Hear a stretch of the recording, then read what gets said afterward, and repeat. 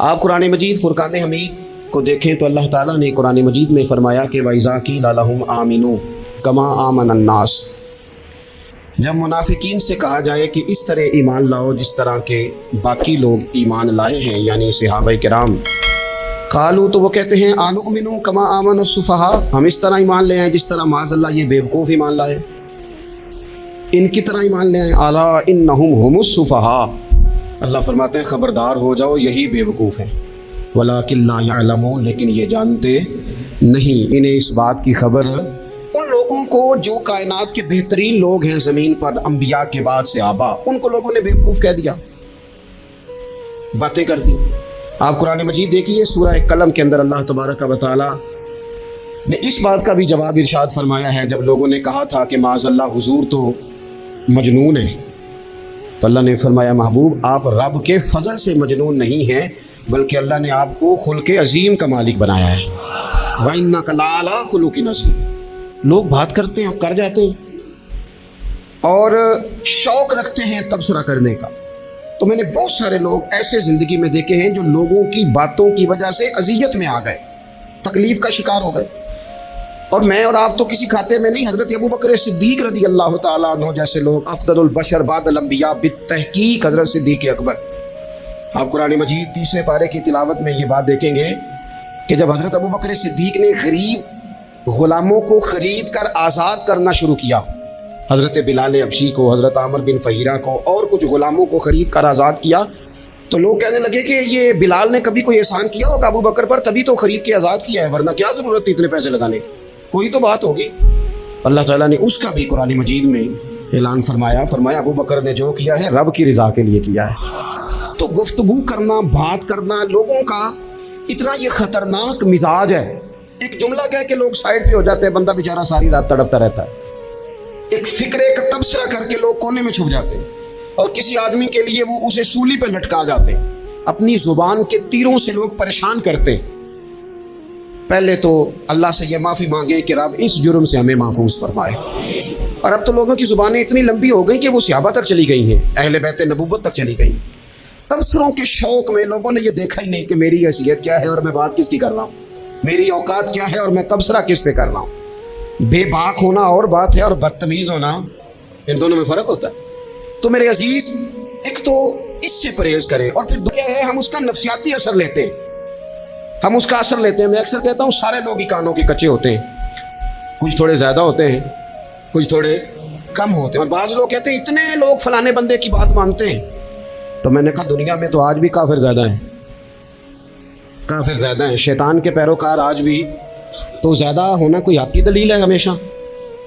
یہ کیا بات ہوئی کہ فلانے کی اتنے لوگ بات مانتے ہیں؟ یہاں تو میں نے یہ دیکھا ہے اس معاشرے میں کہ جھوٹے سے جھوٹا آدمی، اس کے بھی فالوور ہوتے ہیں، دغے باز سے دغے باز بندہ، اس کے بھی گویوں کے فالوور، اداکاروں کے فالوور، فلانے کے فالوور۔ اس کا یہ تو بھائی انسان کا مزاج ہے، ہر بندہ کانوں کا کچا ہے، کوئی تھوڑا زیادہ کچا ہے، کوئی تھوڑا کم کچا ہے، تو باتیں تو ہوگی، لوگ منہ میں زبان رکھتے ہیں تو گفتگو تو کریں گے۔ اب یہ اثر لینے والے پہ ہے کہ وہ اس کا اثر کس طرح کا لیتا ہے۔ ہمارے ہاں بڑے بڑے سمجھدار لوگ نفسیاتی ہو جاتے ہیں، بڑی بڑی سمجھدار خواتین نفسیاتی ہو جاتی ہیں، میری ساس باتیں کرتی ہے، میری نند باتیں کرتی ہے، مجھے فلانا باتیں کرتا ہے، مجھے فلانا، بھائی باتیں، جس کے منہ میں زبان ہے اس نے بات تو کرنی ہے۔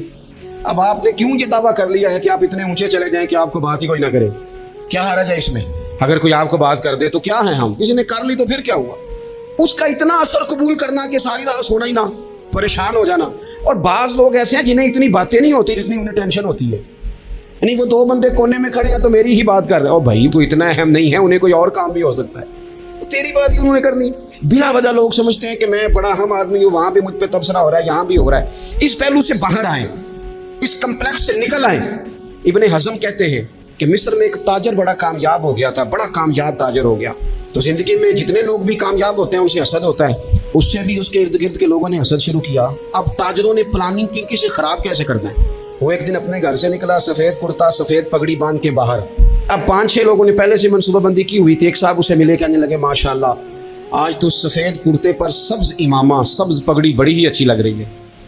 تو ہنس کے کہنے لگا لگتا ہے آپ سو کے اٹھ کے آئے ہیں، پگڑی تو میری سفید ہے۔ اس نے کہا چلو پگڑی تو سبز ہی ہے، باقی آپ نہیں مانتے تو آپ کی مرضی۔ وہ آگے بڑھا، تو اب چونکہ پلاننگ تھی تو ایک شخص اور ملا, اس نے کہا کیا بات ہے سفید کرتے پر آپ کا پیلے رنگ کا امامہ کیا جچتا ہے؟ اس نے کہا یار کو خدا کا خوف کر, ہنس کے کہا کیا ہو گیا تیری اینا کا نمبر تو نہیں تبدیل ہونے والا ہوا؟ اور بھائی میں نے تو سفید کرتا اور سفید ہی امامہ باندھا ہے. اب 2-3 لوگوں کی دفعہ تو وہ مسکرایا, لیکن وہ ڈھیر سارے لوگوں نے منصوبہ بندی کی تھی. وہ جب چوتھے کے پاس گیا تو اس نے بھی کہا کہ کیا بات ہے سفید کرتے پر پیلے رنگ کے امامے کی. اس نے کہا پیلا کہاں ہے؟ اب وہ غصے ہونے لگا. اب وہ چھٹے کے پاس گیا تو اس نے کہا جناب کیا بات ہے سفید کرتا اور کالا امامہ. اب وہ غصے میں اتنا باولا ہوا کہ پہلے ہنسا پھر رویا, پھر اسے سمجھ نہ آئی کہ دکان کا تالا کس چابی سے میں نے کھولنا ہے. بس وہ شام ہوئی تو اس بیچارے کو بچوں نے روڑے مارنے شروع کر دیے. وہ اتنی تکلیف میں آ گیا کہ لوگ اسے پاگل کہنے لگے. کیوں؟ اس لیے کہ لوگ منصوبہ بند, افواہ تھی نا کہ میری طبیعت خراب ہے, تو لوگوں نے حال پوچھ پوچھ کر بیمار کر دیا. لوگوں کی باتیں, لوگوں کے تبصرے, لوگوں کے کومنٹس. بولے امام شافعی فرمانے لگے لوگوں کی باتیں پتھروں کی طرح ہوتی ہیں, یہ روڑوں کی طرح ہوتی ہیں. اگر انہیں کمر کے اوپر رکھ لو گے نا تو یہ تمہاری کمر توڑ دیں گی, اور اگر تم ان کو اپنے پیروں کے نیچے رکھ لو گے تو تمہارا قد اونچا ہو جائے گا. بس دنیا میں وہ لوگ پریشان ہوتے ہیں جو لوگوں کی باتوں کو کندھوں پر سوار کر لیتے, جو پیروں کے نیچے رکھے, جو پاؤں کے نیچے رکھے ان کا قد. وہ پرانے زمانے میں نا عارف رومی رحمۃ اللہ علیہ فرماتے ہیں کہ ایک بیل گائے گر گئی تھی کنویں کے اندر.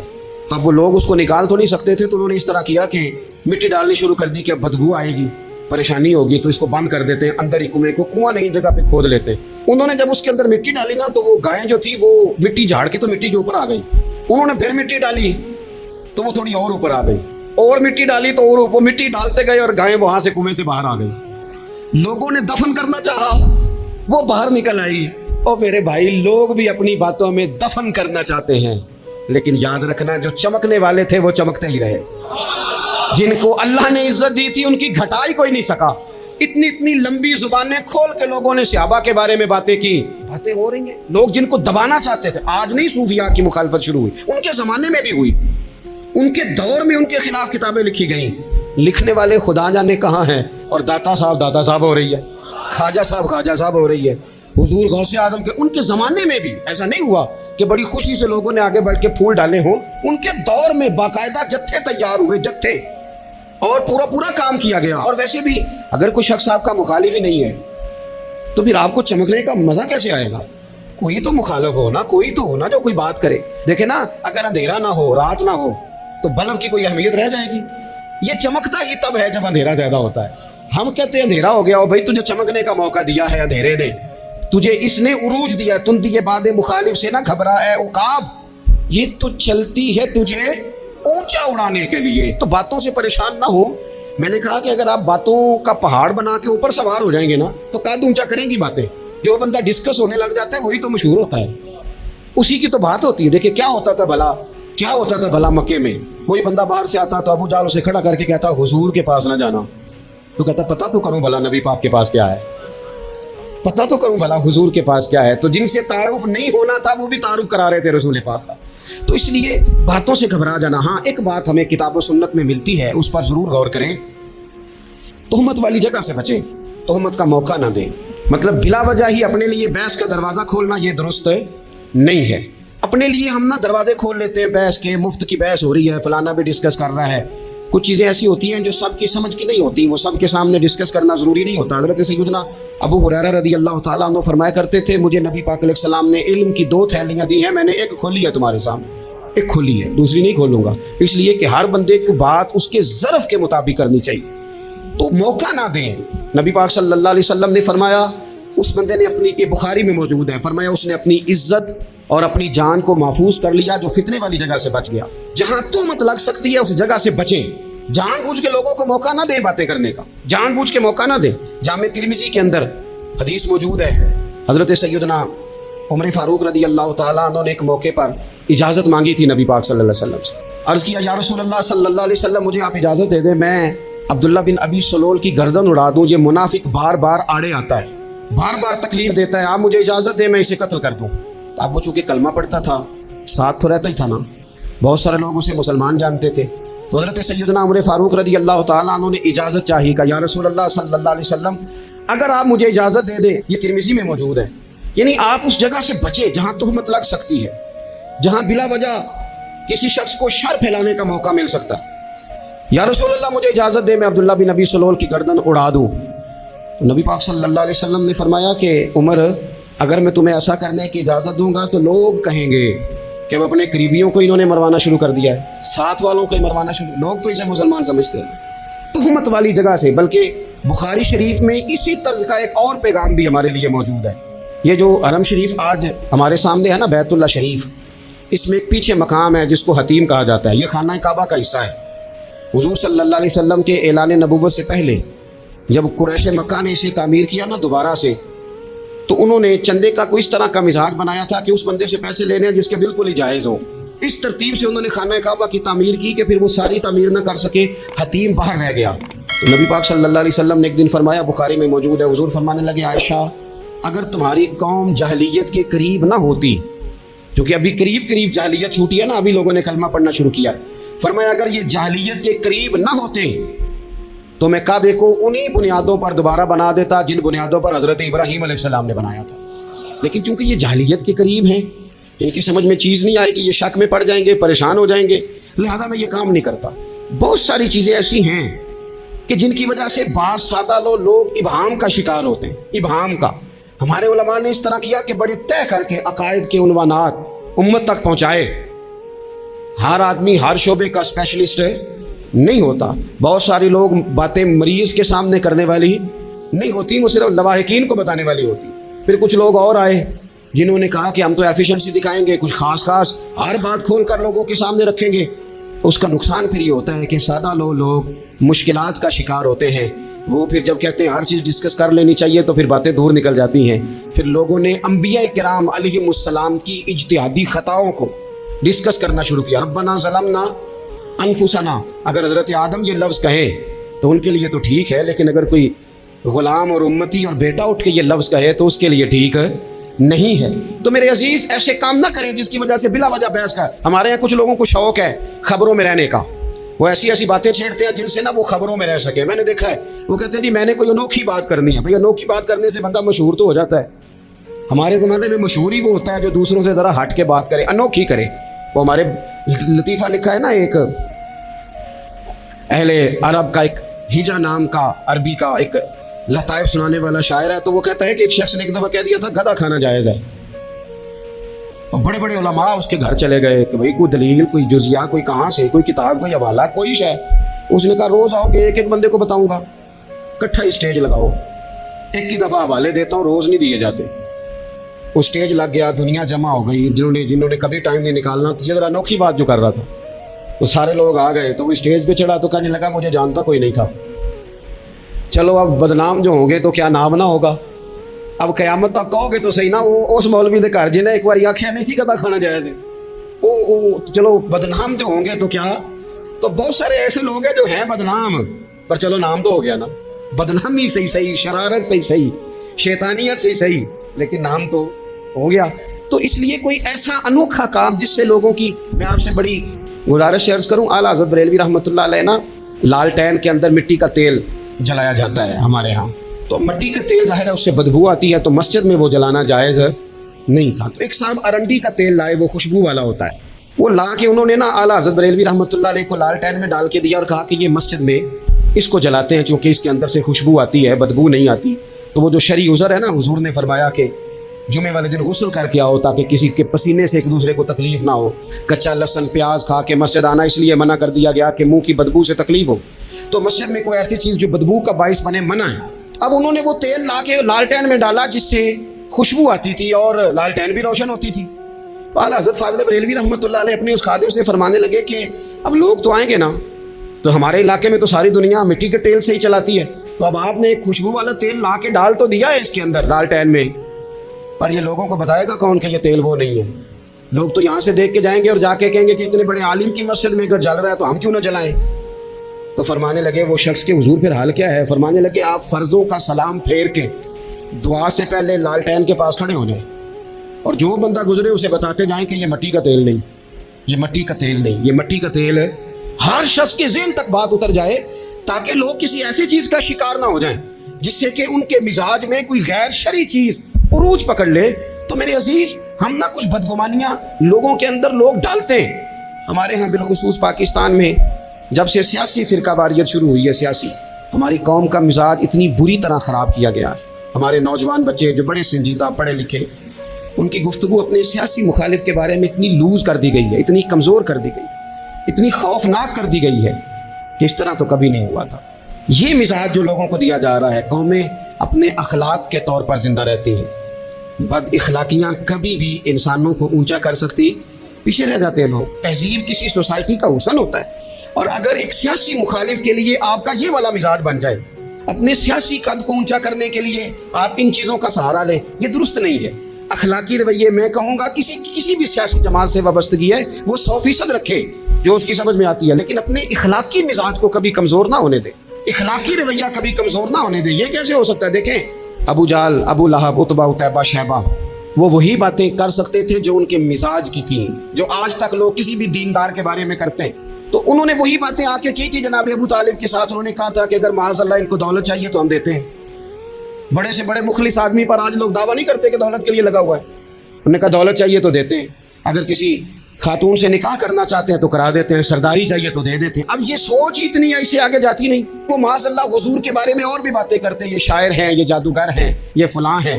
لیکن میرے نبی پاک علیہ الصلوۃ والسلام نے کبھی بھی ان کی ذاتی زندگی کو ڈسکس نہیں کیا، کبھی نہیں کیا. ابو جہل شراب پیتا تھا، لیکن حضور نے کبھی سوسائٹی میں یہ بات لوگوں کے سامنے بیان نہیں کی. وہ لوگوں کے پیسے دبا لیتا تھا، کئی جگہوں پہ حضور نے پیسے نکلوا کے دیے، لیکن جگہ جگہ گلی گلی کھڑے ہو کے حضور نے یہ نہیں فرمایا کہ یہ اس طرح کا ہے. آپ اپنے مخالفین کے بارے میں ضرور کلیم کریں، ثبوت کے ساتھ ضرور بات کریں، یہ ضروری ہے، لیکن آپ کا رویہ اتنا گرا ہوا نہیں ہونا چاہیے کہ لوگ سمجھیں کہ یہ قوم تو اخلاق سے ہٹ گئی ہے. آپ اختلاف کریں، لیکن اختلاف کے بھی آداب ہوتے ہیں. اس ادب کے دائرے کے اندر رہ کے صحابہ کے بیچ بھی رائے کا اختلاف ہو جاتا ہے، ہو جایا کرتا ہے. حضور اس اختلاف کو قبول کرتے، بھئی ہو جاتا ہے رائے کا اختلاف اپنوں میں، لیکن اس کے اندر انسان توہین پہ اتر آئے، اس کا لہجہ اس طرح کا ہو جائے جس طرح کی بازاری گفتگو کی جاتی ہے، تو محسوس ہوتا ہے کہ یہ تربیت کا فقدان ہے. یہ لہجے باوقار لوگوں کے نہیں ہوا کرتے. لہجے کو کبھی برا نہ ہونے دیں، انداز کو. لوگ آپ کو چھیڑیں گے، اپنی جگہ پہ کھینچ کے لانے کی کوشش کریں گے، بڑا کچھ لوگ کریں گے، لیکن آپ اپنی جگہ سے آپ تبدیل نہیں ہوں گے. آپ کہیں گے یار میرا ایک معیار ہے، میری ایک حیثیت ہے، میں اپنی حیثیت چھوڑ سکتا، میں اپنی حیثیت نہیں چھوڑ سکتا. ہر بندے کو آپ ڈسکس کریں گے. تو تہمت والی جگہ سے ضرور بچیں، بدگمانی سے ضرور بچیں، لیکن ہر شخص کو اس کے معیار کے مطابق اتر کر جواب دینا یہ باوقار لوگوں کا سٹیٹس نہیں ہوتا. وہ کہتے ہیں جا بات کر، جا کے تو کون ہوتا ہے تیری بات کرے، اب ہم ہر شخص کے منہ لگیں، یہ کیسے ہو سکتا ہے؟ نبی پاک صلی اللہ علیہ وسلم گزر رہے تھے، صحیح بخاری میں موجود ہے، آپ کی اہلیہ حضرت صفیہ رضی اللہ تعالیٰ عنہ آپ کے ساتھ تھی. رات کا وقت تھا، حضور گزر رہے تھے، تو صحابہ کچھ کھڑے تھے، تو حضور نے ایک کو بلا کے کہا کہ یہ میری بیوی ہے، صفیہ ہے. عرض کرنے لگے حضور مجھے میری ماں روئے، میں کوئی آپ کے بارے میں بدگمانی کرتا؟ تو حضور نے جواب میں کیا کہا؟ محبوب فرمانے لگے جس طرح رگوں میں خون گردش کرتا ہے نا، شیطان بھی اسی طرح ہی گردش کرتا ہے. گویا حضور بتا رہے ہیں کسی وقت بھی بدگمانی پیدا کر دیتا. میں تمہیں بتا رہا ہوں کہ اپنی اہلیہ کے ساتھ جا رہا ہوں، میری بیوی ہے. کوشش کریں کہ آپ اس جگہ سے بچے جہاں باتیں ہو رہی ہوں. اور اس پہلو پہ تیسری گزارش اس عنوان پر یہ ہے کہ اگر کسی کے بارے میں باتیں ہو رہی ہوں تو فٹافٹ اس کا حصہ بننے کی کوشش نہ کریں، بلکہ آپ کے پاس جب تک کوئی شرعی ثبوت نہیں ہے تب تک آپ اس بات کا حصہ نہ بنیں. ہمارے ہاں بات ہو رہی ہوتی ہے تو 2-4 بندے دوڑ کے نا اپنا بھی حصہ ڈالتے، بلکہ میں بڑی ذمہ داری سے یہ بات عرض کروں گا، بات لمبی ہوتی تب ہے جب کوئی بندہ درمیان میں کہہ دیتا ہے نا نہیں تجھے تو تھوڑا پتا ہے، تھوڑا میں بھی کرتا ہوں. وہ کئی دفعہ وعدہ معاف گواہ بن جاتا ہے، جا کے دوسروں کو خبر کرتا ہے اس نے یہ کہا ہے. حالانکہ بندہ اس سے پوچھے کہ اگر انہوں نے کہا تھا تو اتنا سجن تھا تو وہاں جواب دے کے کیوں نہیں آیا؟ تجھے چاہیے تھا وہیں جواب دیتا، وہیں جا کے جواب دے دیتا. ایک بزرگ کی خدمت میں ایک دفعہ حاضر تھا، ایک بڑے عالم تھے، تو ان کے پاس آ کے ایک شخص نے کہا کہ فلاں آدمی آپ کے بارے میں یہ بات کر رہا تھا. تو وہ ہنس پڑے، فرمانے لگے پھر آپ کہاں تھے؟ کہنے لگے میں وہیں تھا. فرمانے لگے میرا اور آپ کا رشتہ کس طرح کا ہے؟ کہنے لگے جی میں تو شاگرد ہوں، ارادت مند ہوں. تو فرمانے لگے پھر آپ میرے پاس سوال لے کے آ گئے ہیں، آپ نے وہاں جواب کوئی نہیں دیا. فرمانے لگے اب تو میرے سامنے بیٹھ، پہلے اس سوال کا جواب میں تجھے دوں، پہلے تجھے قائل کروں. اگر تو قائل ہوتا نا تو پھر تو یہ بات لے کے میرے پاس نہ آتا، پھر تو وہاں تو کلیئر کر آتا. تیرے اندر کجی ہے، تو بات کا حصہ بنا ہے، اور میرے نزدیک اس سے بڑا تو مجرم ہے کہ تو نے بات کو سنا ہے. وہ تو کوئی ہے اور تو اپنا تھا. तूने अपना होके ये बातें सुनी, तूने हाँ की, तू वहां बैठा रहा, तू अपना था। और हुजूर ने फरमाया मोहब्बत तो बंदे को अंधा बहरा और गूंगा कर देती है। जो किसी दा आशिक होवे ते गल उसे दी करदा है, 100 मकर बहाने करके ओदे ही मरने मरदा है। तूने सुन कैसे ली? तेरे कानों ने गवारा किया? पहले तो तू मुतमईन हो ना। तू अगर मुतमईन होता तो तू बात आगे वहीं जवाब दे के आता। तू ही गैर मुतमईन है तो मैं किसी और को क्या जवाब दूं? तो मदद करें अपने भाई की इस मामले में कि अगर आप क्लियर हैं तो फिर आप उसे वही क्लियर करें। कहीं यार मेरी बात सुन, यहाँ तक तो बात ठीक है, इस बात का मैं गवाह हूँ, ये हो सकती नहीं। और नबी पाक का ये तरीका है। मुस्नद इमाम अहमद बिन हंबल में हदीस मौजूद है। हज़रत अब्दुल्लाह इब्न मसूद रज़ी अल्लाह ताला अन्हु, कमाल आदमी हज़रत अब्दुल्लाह इब्न मसूद। हुजूर ने फरमाया अब्दुल्लाह इब्न मसूद से कुरान सीखा करो, ये उसी तरह पढ़ते हैं जिस तरह मेरे ऊपर नाजिल हुआ था। हज़रत अब्दुल्लाह इब्न मसूद को नबी पाक अलैहिस्सलाम ने फरमाया दरख्त पे चढ़ के ज़रा मेरे लिए मिसवाक तो उतार दो।